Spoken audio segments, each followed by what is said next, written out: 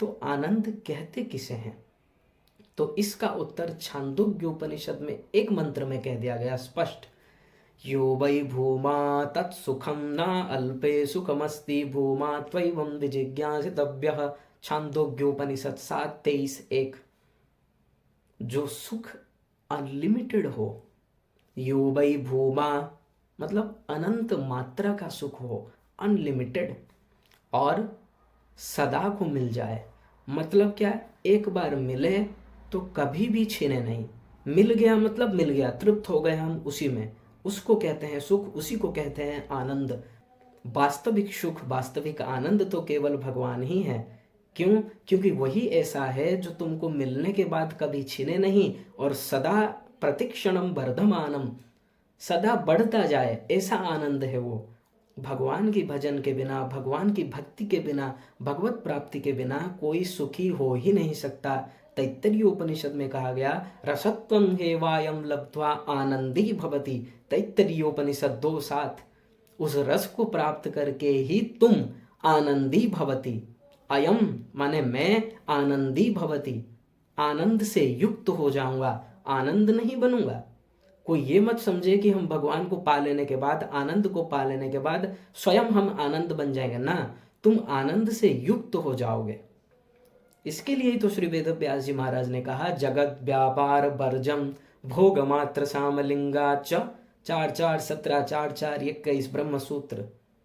तुम उसको प्राप्त कर लेने के बाद उससे युक्त हो जाओगे, तुम आनंद नहीं बनोगे, तुम ब्रह्म नहीं बनोगे। तो वास्तविक सुख, वास्तविक आनंद केवल भगवान ही है। संसार का जितना भी सुख है, हमने तो आपको ब्रह्म लोक तक बताया, उससे नीचे और भी 10 लोक हैं, और तुम पृथ्वी का ही सम्राट नहीं हो सकते।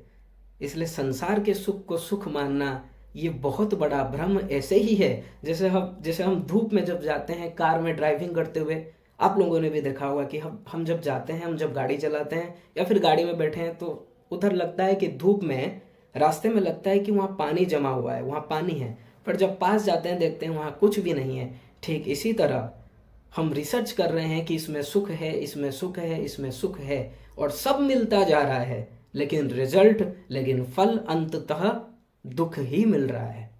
यही बात विदुर जी ने कहा था मैत्रेय मुनि से कि महाराज सभी व्यक्ति सुखों के पीछे भाग रहे हैं, लेकिन उनको मिल रहा है दुख। भागवत 3:5-2। तो हम जो सुख के पीछे भाग रहे हैं वो गलत है, गलत एरिया है। इसलिए पहले निर्णय लेना होगा कि भगवान ही सुख हैं। हम जो सुख चाहते हैं वो नित्य सुख चाहते हैं। चाहते हो कि नहीं? कौन नहीं चाहता कि हमको सदा को सुख मिल जाए, बार बार और प्रयत्न न करना पड़े। एक बार रसगुल्ला खा ले तो सुख मिल जाए, बस हो गया। लेकिन नहीं मिलता, फिर कामना हो रही है दोबारा खाएं, तीसरी बार फिर, चौथी बार फिर, और 5वीं बार देने से देखो ये कैसा सुख है। जो पहली बार में सुख मिला था रसगुल्ला लेते समय, 5वीं बार में वो सुख नहीं है। अभी हम कह रहे हैं इसमें सुख नहीं है, मतलब क्या हुआ? ये सुख घट गया, और फिर 2 घंटा के बाद फिर इच्छा हो रहा है, फिर चाहिए। तो ये समस्त सुख सुख है ही नहीं, केवल भ्रम है। हम लोग इस पर विचार नहीं कर रहे हैं, और ऐसे ही समय बीता जा रहा है और अपने लक्ष्य को नहीं जान पा रहे हैं, वास्तविक सुख की ओर नहीं जा रहे हैं। अरे हम सुख क्यों चाहते हैं? क्योंकि हम सुख के अंश हैं। हम भगवान के अंश है कि नहीं? ममैवांशो जीवलोके जीवभूतः सनातन, गीता 15:7। हम सभी भगवान के अंश हैं, और अंश सदा अपने अंशी को ही चाहता है। जैसे मिट्टी का ढेला लीजिए, तो मैं उसको पकड़ रखा हूं, तो आप कहेंगे ये तो मिट्टी का अंश है, ऊपर क्यों है? क्योंकि मैंने पकड़ रखा है, और जैसे ही मैं छोड़ दूंगा पृथ्वी में चला जाएगा, क्योंकि ये उसका अंश है। समस्त नदियां समुद्र की ओर बह रही हैं, क्योंकि वो अंश हैं, अपने अंशी में मिलना चाहती हैं।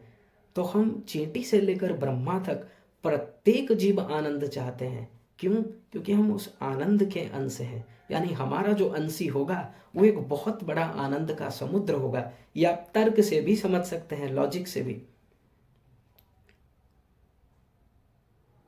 इसको बार बार चिंतन करो, बार बार विश्वास दिलाओ कि भगवान में सुख है, भगवान में सुख है। बार संसार का सुख हमको मिल चुका है, लेकिन मिलने के बावजूद आज तक हम तृप्त नहीं हुए, उल्टा और दुख मिल गया है और कामना बढ़ती जा रही हैं। भगवान ही सुख हैं, भगवान ही आनंद हैं, और उसी को प्राप्त करके ही हम वास्तविक आनंद यानी भगवान को ही पाएंगे। और जब तक भगवत प्राप्ति नहीं हुई है, स्वप्न में भी हमको सुख नहीं मिल सकता, वास्तविक सुख, क्योंकि सुख की परिभाषा ही वही है जो सदा को मिल जाए और जो सबसे बड़ा हो। मतलब वो जब हमको मिल जाएगा उससे आगे और कुछ नहीं होगा, वो सबसे बड़ा सुख होगा। वैसे सुख को ही सुख कहते हैं और उसको प्राप्त करना है। तो हम उस सुख को अर्थात भगवान को कैसे प्राप्त करेंगे ये फिर बताया जाएगा। राधे राधे।